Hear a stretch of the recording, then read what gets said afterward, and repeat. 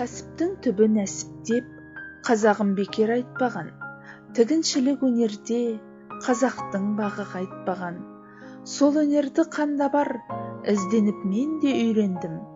Заманауи үлгіде жаңғыртудамын қайтадан.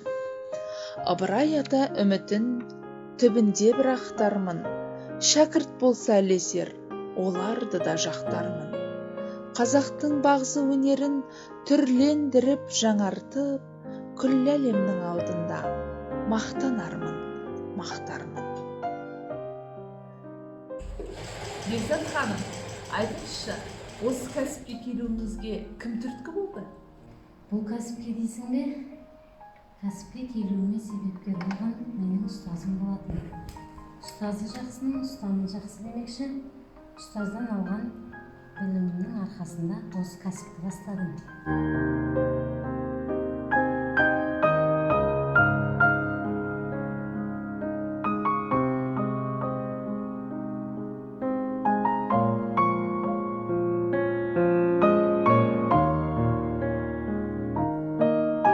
Келгенде мектеп алдына, болмады бұл ой жадымда, икемі мүлде келмеді, жайғастым ұстаз жанына.